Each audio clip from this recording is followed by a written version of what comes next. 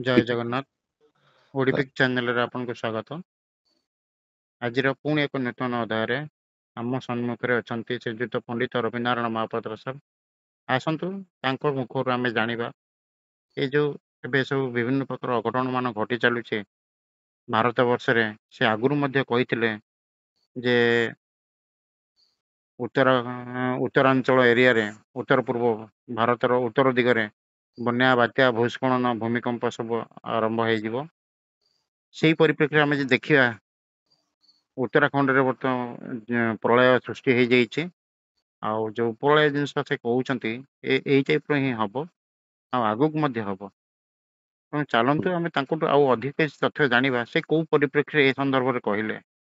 आज्ञा बर्तमान प्रभु गणेश को चिंतन करी मोर गुरु आ मोर माँ कहि आज्ञा भगवान गोटे गीतार कहते कालस्पिनी लोक क्षयकृत प्रबुदा लोकान समूह तुम्हें प्रभुतं ऋतुपी तोर भविष्य सर्वा लोक अभिस्तंग प्रसुचि जोधा अर्जुन को कहते कहले मु स्वयं लोक क्षयकारी प्रभुद काल बुझिले आज्ञा आज्ञा यही स्थान लोक मान मु संहार करी महाकाल रूपे प्रभुति ये पक्ष जीवित रहिबे नहीं एक अर्जुन कहते के भगवान श्रीकृष्ण निजे कहते तेणु पुणी कहते तस्मात मुथिष्ठ दश लवस जिता भूक भूक राज समुद्र मई बेटे तुम्हें तुम्हें नीता पूर्वमेव निमित्र मव सच्चाचन तेणु से अर्जुन कहले तमे जाग जाग्रत हुओ किंतु एठी लोक जाग्रत हवा दरकार तेणु सी अर्जुन कहते तमे शत्रु को जिणव समुद्र जाग भोग कर तुम्हें निमित्त मात्र हम मु सब करी सब चाती ए गुड़ाकेश निष्पास अर्जुन मोर एटी कहबार कथा आपण को जे प्रभु एते जो आपणकर प्रचार प्रसार होउची मु गोटे कथा कहूचे मन रखंतु गोटे लोक नहीं ये सब प्रलय सृष्टि होउची आज्ञा मु कहा ना कहबे नहीं मु आपण को दउची 172 घंटा 11 रु किंतु जो सेप्टेम्बर 11 मंगल आसीबे मंगलवार भी विनाशकार हबो तेणु एबे समस्ते कहते हिमाचल प्रदेश गुजरात आपण महाराष्ट्र स्टेट उत्तराखंड आपणकर जिते जिते रहिला पहाड़ पर्वत जिते रहिला से सब निमिषक मासे भस्म हम तब सेप्टेम्बर मास टू से आसबे कोटि की दक्षिणांचल को मंगल आसला बुझिले आज्ञा आज्ञा तेणु सेप्टेम्बर मास टू दक्षिणांचल चलो किंतु मोर कह कथा समस्ते कहते लोक क्षय हेबे बर्तमान जो तत्क्षण 10 सेकेंड रे 20 फुट माटी तले लोक रहीगले कादुओ तले सेमानकर छोट छुआ कौन उनकर परवाई पूरी थला कि ना आपण विचार करंतो आर होची गोटे लोक होची काल 3टी लोक काल होती गोटे लोक ना बेसी धरुची 3टी लोक काल अच्छे जो माने संसार को ध्वंस करते निजर साधना पे आज्ञा देखो ये मनीष देवता हुए पुणी मनुष्य पशु पलटि जाए बुझिले आज्ञा आज्ञा अच्छी अच्छी कान अच्छी नाक अच्छी पाट अच्छी शरीर अंग मान उपभोग पाई सृष्टि होची भगवान आज्ञा ये हूँ साधनार पथ ये साधना परिलिखित होउनी से माने ईश्वर को आराधना आधार करी चलू ना तेणु ये मनुष्य मास संसार जीवाई से चैलेंज दौरान से जानना से कहीं आसती जमी वस्तुहरा मानव भाया बुद्धिजीवी साजी कस्तूरी मुग भली बास्नारे विभोर होई कुदा मारी संसार दौड़ी आड़े जा साड़े जा साड़े जा आड़े जा करते जानती महाकाल ता पछरे गोड़े तार महाप्राण आसीगला भगवान गीतार कहते जानी सर्वभूतानि तस जागरि संयमी ମାନେ ଗୀତାରେ ଗୋଟେ ଶ୍ଲୋକ କହିଥିଲେ ଅର୍ଜୁନ, ସଂସାରରେ ସକଳ ପ୍ରାଣୀ ଯେତେ ଶୋଇଥିବେ ସଂଯମୀ ସେ ଜାଗ୍ରତ ଥିବ, ଜଗୁଆଳ ଥିବ, ସଂସାରକୁ ବଞ୍ଚିବା ପାଇଁ ଚେଷ୍ଟା କରୁଥିବ। ତେଣୁ ଉଜୁଡି ଯିବା ପୂର୍ବରୁ ଏ ମଣିଷକୁ ସଜାଡି ହେଇଯାଏ ବୋଲି ମୁଁ କହିବି, ଭାଙ୍ଗି ଯିବା ପୂର୍ବରୁ ଯୋଡି ହେଇଯାଏ ବୋଲି ମୁଁ କହିବି। ଯୋଡିବାର ଓ ସଜାଡିବାର ପୁରୁଷ ମାନେ ହିଁ ପ୍ରକୃତ ମଣିଷ, ସେ ଜଗତର ମଙ୍ଗଳ ଚାହୁଛନ୍ତି। ଆଉ ଯୋଉମାନେ ଖାଲି କହୁଛନ୍ତି ଏଠି ସେୟା ହବ, ଏଠି ଏତେ ଲୋକ ମରିବେ, ଏଠି ଭାସିଯିବ, ଏ ସୃଷ୍ଟି ପ୍ରଳୟ ହବ, ସମ୍ମୁଖ ହେଇଯିବ, ନଦୀ ବଢିବ, ସମ୍ମୁଖ ଚାଲିବେ, ସମ୍ମୁଖ ମରିବେ, କିନ୍ତୁ ସେମାନଙ୍କୁ ଉଦ୍ଧାର ପାଇଁ କିଛି ଦିଅନ୍ତୁ। ମୋର ଆପଣଙ୍କୁ ଅନୁରୋଧ କରୁଛି ଯେ ଆପଣ ଜଣେ ମିଡିଆ ବାଲା ମାନେ ଲୋକଙ୍କୁ ଉଦ୍ଧାର ପାଇଁ ଏ ମହାକାଳ କବରୁ କିଛି ମହାକାଳଙ୍କର ଗୋଟେ କିଛି ଜିନିଷ ଦିଅନ୍ତୁ, ଯୋଉଥିରେ କି ଲୋକ ମହାକାଳକୁ ସାଧନା କରିକି ବଞ୍ଚି ପାରିବେ, ମହାକାଳ ଦୟା ପଡିବ। ଏଇଟା ହଉଛି ଧ୍ରୁବ ସତ୍ୟ। ମହାକାଳ ସ୍ୱତନ୍ତ୍ର ମନ୍ତ୍ର ଅଛି ଶ୍ରୀକୃଷ୍ଣଙ୍କର। ତେଣୁ ଗୋଟେ ମନେ ରଖିଥାନ୍ତୁ, ଯୋଉମାନେ ପୁରୁଷ ମାନେ ଅନ୍ୟ ବ୍ୟକ୍ତିର ସମାଜର ପୁଣ୍ୟ ଶ୍ଲୋକ ପ୍ରାତଃ ସ୍ମରଣୀୟ ନମସ୍କରଣୀୟ, ସେମାନଙ୍କର ଚିନ୍ତା ଚେତନାରେ ସମାଜ ପ୍ରତି ପରିପୃଷ୍ଟ ଆସିବା ନିହାତି ଦରକାର। ସେମାନଙ୍କର ତୁଣ୍ଡରେ ଆସିବ କଣ? ସର୍ବେ ଭବନ୍ତୁ ସୁଖିନଃ ସର୍ବେ ସନ୍ତୁ ନିରାମୟା ସର୍ବେ ଭଦ୍ରାଣି ପଶ୍ୟନ୍ତୁ, ଏଇ କଥା କହିବା ଦରକାର। ଓଙ୍କାର ଭଳି ପରିବେଷଣ ମହାକାଳ ବିଶୁଦ୍ଧକରଣ ମନ୍ତ୍ର ଦେବା ଦରକାର। ଖାଲି ଏଠି ପ୍ରଳୟ ହେଇଯିବ, ସେଠି ମରିଯିବେ, ଏତେ ଘଣ୍ଟା ଭିତରେ ଏହା ହବ, ସେତେ ଘଣ୍ଟା ଭିତରେ ସେୟା ହବ, ମୋ କଥା ସତ ହେଇଗଲା, ଆପଣ ମାନେ ଦେଖିଲେ। ତେଣୁ ଏଗୁଟାକ ନ କହିକିରି ଏଠୁ ବଞ୍ଚିବାର ଉପାୟ କୁହନ୍ତୁ, ସାଧାରଣ ମାର୍ଗ କୁହନ୍ତୁ, କଷ୍ଟରୁ ଉଦ୍ଧାର ପାଇଁ ମନ୍ତ୍ର ଦିଅନ୍ତୁ।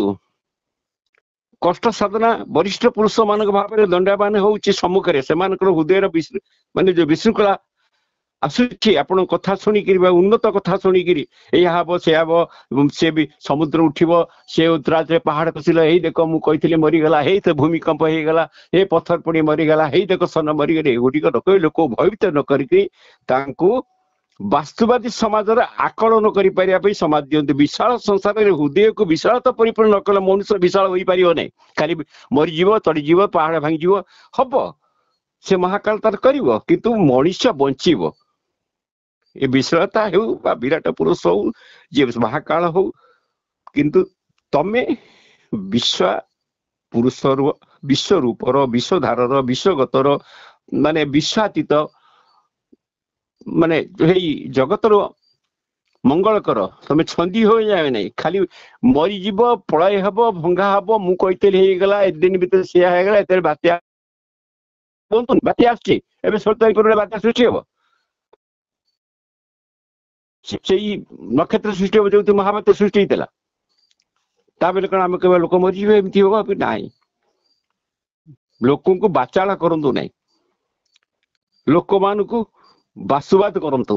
ସେ କେମିତି ବଞ୍ଚିବେ, ତାଙ୍କ ପିଲା ଛୁଆ କେମିତି ବଞ୍ଚିବେ? ଯିଏ ଏଡ ସଂସାର କରିଛି ସେ କଣ ମରିବାକୁ ଚାହୁଁଛି? ଭଗବାନ ବିଷ୍ଣୁ ଚାହୁଁଛନ୍ତି? ଏ ସବୁ ମଣିଷ କୃତ। ମୁଁ ବାରମ୍ବାର କହୁଛି ମଣିଷ କୃତ। ଆଉ ମୁଁ ସେତିକି ସାହସ ପାଇଛି ବୋଲି କହୁଛି ଏସବୁ ମଣିଷ କୃତ। ତେଣୁ ଏଠି ଶୂଦ୍ର ସାଧନା ବିନା ଅସାଧ୍ୟ ଅତୟ। ଉଠ ପ୍ରତ୍ୟେକ ଜୀବ, ଜାଗ, ଲାଖ ସିଦ୍ଧ, ବଞ୍ଚିବ ନିଶ୍ଚୟ। ତେଣୁ ଆମେ ଖାଲି ମାଳିକା ବୀତି ମାନଙ୍କର ବା ଯୋଉ ମାଳିକା ବୀତି ନୁହେଁ, ମନଗଢା କଥା କହି ଲୋକଙ୍କୁ ଭୟଭୀତ କରାଉଛନ୍ତି, ମୁଁ ତାର ସମ୍ପୂର୍ଣ୍ଣ ବିରୁଦ୍ଧ। ମତେ ଲୋକ ଗାଲୁଆ ନା କୁହନ୍ତୁ, ଠକଲ ନା କୁହନ୍ତୁ, ଯାହା ବି କୁହନ୍ତୁ, ମତେ ଦୁଃଖ ନାହିଁ। କାହିଁକିନା ଯେମିତି ଆଶ୍ରମରେ ଯଜ୍ଞ ଉତ୍ସବରେ ଯିଏ ଯଜ୍ଞ କରୁଛି ସେ ପ୍ରଭୁକୁ ଦିବ୍ୟ ଦର୍ପ ଦର୍ଶନ କରେ। ତେଣୁ ସେଇପରି ଯୋଉ ଲୋକ ବାଣୀରେ ଅମୃତ ଅଛି, ଯୋଉ ଲୋକ ବାଣୀରେ ଆନ୍ତରିକତା ଅଛି, ଯୋଉ ଲୋକ ବାଣୀରେ ଘନ ପେଲପ ଅଛି, ଯାହା କଥାରେ ଗୁଣ ମାନଙ୍କୁ ନିର୍ଗୁଣ ସହ ଗଣ୍ଠ ବନ୍ଧନ କରୁଛି, ଏବଂ ଦୂତ ଆହ୍ୱାନ ଦଉଛି, ସେ ମିଶିଛି, କଥା ହେଉଛି, ସେ ପ୍ରସାଦ ପାଇଛି, ପ୍ରସାଦ ବାଣ୍ଟୁଛି, ସେ ଆପଣ ସାଙ୍ଗରେ ବସିଛି, ତାର ଲକ୍ଷ୍ୟ ଆପଣଙ୍କୁ ଆତ୍ମତୃପ୍ତି ଦେବା ଏବଂ ପ୍ରସନ୍ନ କରିବା। ନିରାକାର ସହିତ ଆକାର ମିଳନ ପାଇଁ ତ୍ରିଭଗ୍ନି ଆଶାରେ, ତୀବ୍ର ଅନୁରାଗରେ ସେ ଠିଆ ହୋଇଛି। ତୁମକୁ ସେ ବଞ୍ଚେଇବ, ତୁମକୁ ସେ ଭଲ କରିବ। ସଂସାର ତାର ନୁହେଁ, ସଂସାର ହେଉଛି ତାଙ୍କର, ସେମାନଙ୍କର। ସେ ଥାନ୍ତୁ, ସେମାନେ ବି ଥାନ୍ତୁ, ଆଉ ଯିଏ କଥା କହିଲା ବାଲା ସେ ବି ଥାଉ। ତେଣୁ ମୋର ଏଇ ଯୋଉ ଅଭୁଲା କଥା, ସେ କଥା ମୁଁ ଖାଲି ଆପଣଙ୍କ ଚ୍ୟାନେଲରେ ନୁହେଁ, ମୁଁ ସର୍ବୋପରି ସମସ୍ତଙ୍କ ପାଇଁ ଆକୁ ସମର୍ପଣ କରୁଛି। ଅନଭିଜ୍ଞ ବ୍ୟକ୍ତି ପାଇଁ ଜ୍ୱଳନ୍ତ ପ୍ରତିଷ୍ଠା, ମାନେ ଯୋଉ ଅନଭିଜ୍ଞ ବ୍ୟକ୍ତି ତାଙ୍କ ପାଇଁ ଜ୍ୱଳନ୍ତ ପରିକାଷ୍ଠା ପ୍ରମାଣ କରୁଛେ। ମୋର ଏଥିରେ ଦ୍ୱିଧା ନାହିଁ। ତେଣୁ ଶ୍ରଦ୍ଧେୟ ଯୋଉମାନେ ଭକ୍ତ, ସେମାନେ ଯୋଉମାନେ କହୁଛନ୍ତି, ଭୟଭୀତ କରୁଛନ୍ତି, ମୁଁ ଆପଣଙ୍କୁ ଗୋଟେ କଥା କହିଦଉଛି। ଆଜି ହଉଛି ଆପଣଙ୍କର ଅଗଷ୍ଟ ମାସ କେତେ ତାରିଖ ଆଜ୍ଞା? ଆଜି 7 ତାରିଖ, 7 ତାରିଖ। ଆପଣ 10 ତାରିଖ ରାତି 12ଟା ପରଠୁ ଗଣିବେ 136 ଘଣ୍ଟା। ମନେ ରଖିଥାନ୍ତୁ, 10 ତାରିଖ 12ଠୁ ଗଣିବେ 136 ଘଣ୍ଟା। 136 ଘଣ୍ଟା ଭିତରେ ବହୁ ଜନଜୀବନ କ୍ଷତି, ବହୁ ପ୍ରଳୟ, ବହୁ ଭୂମିକମ୍ପ, ବହୁ ସୁନାମି ହବ। ତା ଦେହରେ ଦକ୍ଷିଣରୁ କିଛି ଅଛି, କିନ୍ତୁ ଓଡ଼ିଶାର ଅଳ୍ପ କିଛି କ୍ଷୟ ହବ। ତେଣୁ ଏକଥା କହିଲି। ଆଉ ଯେତେବେଳେ ବାତ୍ୟା ସୃଷ୍ଟି ହବ, ସେତେବେଳେ ଆପଣଙ୍କୁ ଆଉ ଗୋଟେ ଏପିସୋଡ ଦେବି। ମୁଁ ଏପିସୋଡ ଦବାର କାରଣ ହଉଛି କଣ? ବର୍ତ୍ତମାନ ଧନ ଜୀବନ ପ୍ରବଳ କ୍ଷତି ହଉଛି। ମୁଁ ଅନୁରୋଧ କରିବି, ଯୋଉମାନେ ବିଜ୍ଞ ବ୍ୟକ୍ତି ଆଉ ଯୋଉମାନେ ସମାଜ ସ୍ରଷ୍ଟା, ମନେ ରଖନ୍ତୁ, ଗୋଟିଏ ଲୋକ ହଉଛି ଏ ସବୁଥିର ଦାୟୀ। ମୁଁ ତା ନାଁ କହିବି ନାହିଁ, ସେ ସବୁଥର ଦାୟୀ। ଆଉ ବର୍ତ୍ତମାନ ତ୍ରିଭଙ୍ଗ ହେଲେଣି ସେମାନେ, ଆଉ ଅସୁବିଧାର ସମ୍ମୁଖୀନ ସେ ନିଜେ ହେବେ। ସମୟ ଆସିଗଲା, ଆଉ ତାପରେ ସ୍ଥାୟୀ ଆସିବ। କିନ୍ତୁ ବର୍ତ୍ତମାନ 136 ଘଣ୍ଟା ଆପଣଙ୍କୁ ବିପଦ ଅଛି ଭାରତ ବର୍ଷକୁ। ତାପରେ ସାରା ବିଶ୍ୱ ପାଇଁ 243 ଘଣ୍ଟା ମୁଁ ସମୟ ନିରୂପଣ କରିଛି। ମାନେ ଆପଣଙ୍କର ଆଜି ହେଲା 8 ତାରିଖ, 10 ତାରିଖ 12ଟା ପରେ, ତାପରେ ମଙ୍ଗଳ ଯେତେବେଳେ ସେପ୍ଟେମ୍ବର ମାସରେ ଆସିବେ, ସେତେବେଳେ ମଙ୍ଗଳବାର ବି ଖଣ୍ଡ ପ୍ରଳୟ ହବ। ଏକଥା ବି ଆପଣଙ୍କୁ କହୁଛି, କାରଣ ମୁଁ ଗୋଟେ ଜାତକ କରୁଛି, ଗୋଷ୍ଠୀ ଗଣୁଛି, ସମ୍ବତ୍ସର ଦେଖୁଛି। ତେଣୁ ସେଟା ଆପଣଙ୍କୁ କହିଲି। ତେଣୁ ଆପଣ ଯୋଉ ଶ୍ରୋତା ମାନେ ଶୁଣୁଛନ୍ତି, ସେମାନେ ମହାକାଳକୁ ଧ୍ୟାନ କରନ୍ତୁ। ଆଉ ମହାକାଳକୁ ଧ୍ୟାନ କଲେ, ମହାକାଳକୁ ସ୍ୱତନ୍ତ୍ର ମନ୍ତ୍ର ଅଛି, ସେ ମନ୍ତ୍ର ବହି ମିଳୁଛି। ସେମାନେ କିଣିକିରି ମହାକାଳକ ଧ୍ୟାନ କରିପାରନ୍ତି। ମହାକାଳକର ହଉଛି 8ଟି ପଦ, ସଂସ୍କୃତ ଅଛି। ତାକୁ ବୁଝି ଯଦି ନ ପୁରି ପାରିବେ, ସଂସ୍କୃତରେ ପଚାରିଲେ ଆମ ଚ୍ୟାନେଲ ତାକୁ ଓଡ଼ିଆ ମାଧ୍ୟମରେ ସ୍ପଷ୍ଟ ଭାବରେ ବୁଝେଇ ଦେବ। ଏଇ ଧ୍ୟାନର ଅର୍ଥ ଏଇଆ, ଏ ଧ୍ୟାନର ଅର୍ଥ ଏଇଆ, ଏ ଧ୍ୟାନର ଅର୍ଥ ଏଇଆ, ଏ ଧ୍ୟାନର ଅର୍ଥ ଏଇଆ। ଯୋଉମାନେ ପଚାରିବାକୁ ଚାହିଁବେ, ମହାକାଳ ଯିଏ ଅର୍ଜୁନକୁ କହିଥିଲେ, ମୁଁ ନିଜେ ଧ୍ୱଂସ କରୁଛି। ପ୍ରଭୁ ହଉଛି ଦୟାମୟ, ସେ ସୃଷ୍ଟି କରିଛନ୍ତି, ନିଜେ ନାଶ କରିବାକୁ ଚାହାନ୍ତି ନାହିଁ। କିନ୍ତୁ ଇଏ ମନୁଷ୍ୟ ନିଜକୁ ନିଜେ ଧ୍ୱଂସ ହେବାକୁ ବସିଛି। ସେ ଜାଣିପାରିନି ଯେ ସେ ମୁଁ କଣ କରୁଛି। ନକାରାତ୍ମକ ଶକ୍ତି ଦ୍ୱାରା ସିଏ ନିଜର କ୍ଷଣିକ ଭଙ୍ଗୁର ଶକ୍ତିରେ ଚାଲିছে। ତେଣୁ ମୁଁ ଏତିକି କହି ଆପଣଙ୍କୁ ବିଦାୟ ନେଉଛି। ଆଉ ଅନୁରୋଧ କରିବି ଏ ମହାପ୍ରଭୁଙ୍କୁ, ଯିଏ ଆମର ଏପିସୋଡ ନେଉଛନ୍ତି, ସେମାନେ ଆଜି ହେଲା ଗୁରୁବାର, ଶନିବାର ଦିନ ପୁଣି ଏଇ ସମୟରେ ଆଉ ଗୋଟେ ଏପିସୋଡ ଦେବି। ତା ଦେହରେ ଆଉ ଅବର୍ଣ୍ଣନୀୟ କଥା ରହିବ। ଏ ତ ବାତ୍ୟା କଥା କହିଲି। 16 ତାରିଖ ପରେ ଗୋଟିଏ ଘୂର୍ଣ୍ଣିବଳୟ ସୃଷ୍ଟି ହବ। 17, 18 ଯୋଉ ନକ୍ଷତ୍ରରେ ଯେମିତି ମହାବାତ୍ୟା ସୃଷ୍ଟି ହେଇଥିଲା, ସେଇ ନକ୍ଷତ୍ର ସୃଷ୍ଟି ହବ। ତାପରେ ସେ ଓଡ଼ିଶା ବର୍ଡର ହେଇକିରି ବଙ୍ଗାଳ, ମହାରାଷ୍ଟ୍ର, ଗୁଜରାଟ ଚାରିଆଡକୁ ବ୍ୟାପିବ।